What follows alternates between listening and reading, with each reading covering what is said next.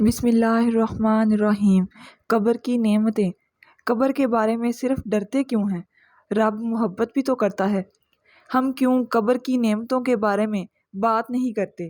ہم یہ کیوں نہیں کہتے کہ وہ سب سے بہترین دن ہوگا جب ہم اپنے رب سے ملیں گے؟ ہمیں یہ کیوں نہیں بتایا جاتا کہ جب ہم اس دنیا سے کوچ کریں گے تو ہم ارحم الراحمین کی لامحدود اور بے مثال رحمت اور محبت کے سائے میں ہوں گے، اور وہ رحمان جو ماں سے بھی زیادہ مہربان ہے۔ رسول اللہ صلی اللہ علیہ وآلہ وسلم نے ایک جانور کو دیکھا جو اپنا پاؤں اپنے بچے پر رکھنے سے بچا رہی تھی، تو آپ نے صحابہ سے فرمایا، بے شک ہمارا رب ہم پر اس ماں سے کہیں زیادہ مہربان ہے۔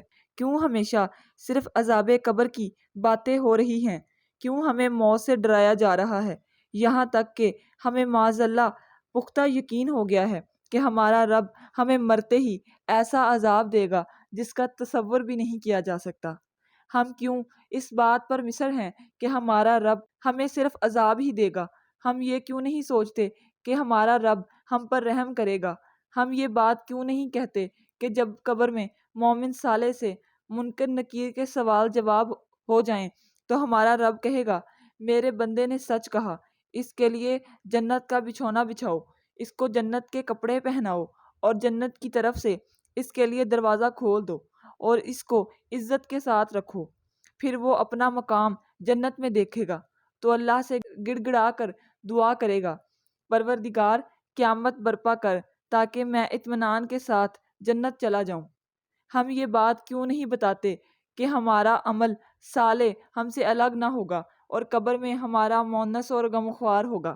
جب کوئی نیک آدمی فات پا جاتا ہے تو اس کے تمام رشتہ دار جو دنیا سے چلے جا چکے ہیں ان کی طرف دوڑے گا اور سلام کرے گا، خیر مقدم کرے گا۔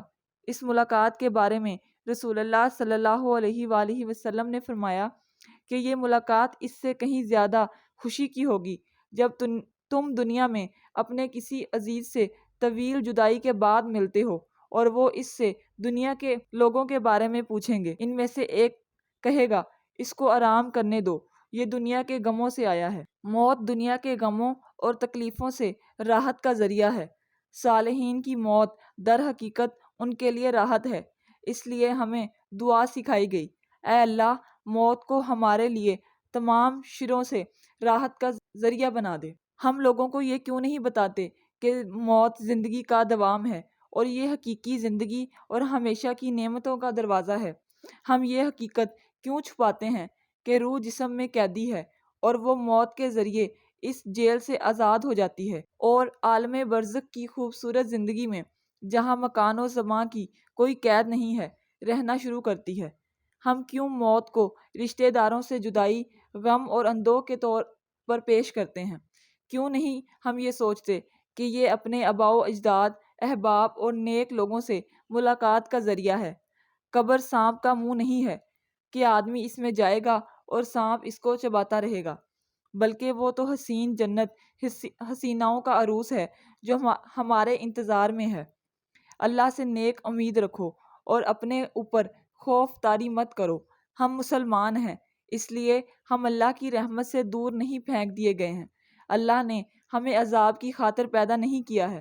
اللہ نے ہمیں بتایا ہے کہ وہ ہم سے کیا چاہتا ہے اور کیا نہیں چاہتا، اور ہم اچھی طرح جانتے ہیں کہ اللہ کی رضا کے کام کون سے ہیں اور ناراضگی کے کون سے ہیں۔ ہم دنیا میں آزاد ہیں، جو چاہے کریں۔ اے اللہ ہمارے اعمال کا خاتمہ بالخیر کرے اور ہماری آخری عمر کو بہترین بنا دے۔ سب سے بہترین دن وہ جس دن آپ سے ملاقات ہوگی۔ آمین۔